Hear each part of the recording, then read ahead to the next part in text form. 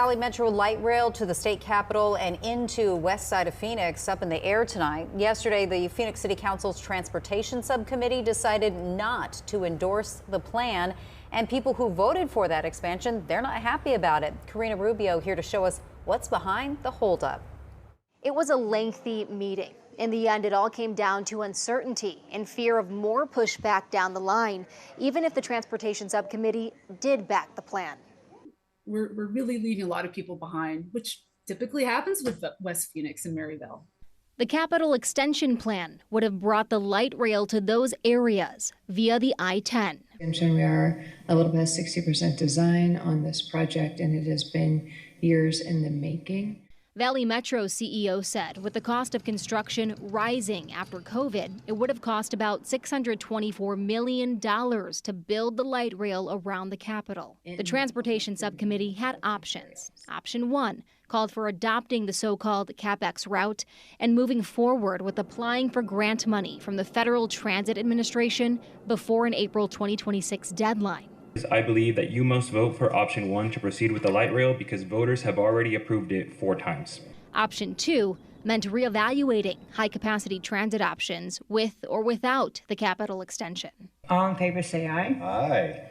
Aye. 3 subcommittee members voted to present option 2 to the entire city council at the end of next month. I still think I'm going to abstain. 1 member abstained. I want us to serve a part of our city is not being served. Chairwoman Deborah Stark saying she was torn. We have heard from the Senate President and the Speaker of the House at the state legislature, and they both oppose anything within the Capitol Mall area. Yeah, they're definitely Republican legislators who hate light rail. They're the majority, and they'll kill it if they can.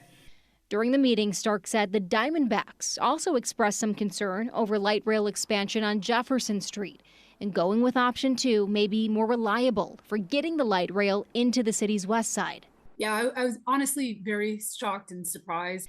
Nicole Rodriguez with the nonprofit Urban Phoenix Project says it was a big step in the wrong direction.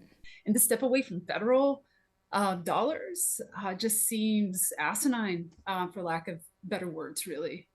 In a statement, a Valley Metro spokesperson said, Valley Metro will continue community outreach efforts for the Capitol Extension and I-10 West Extension projects in coordination with the City of Phoenix. The City of Phoenix also weighed in, stating the city is committed to honoring the will of the residents while continuing to evaluate the project carefully and in a transparent manner. The bottom line is the light rail capital extension plan is not moving forward for now. But there are a number of community engagement meetings planned for next month where you can give your input. You can find information on that on azfamily.com. In the newsroom, Karina Rubio for Arizona's Family. Karina, thank you. Up ahead.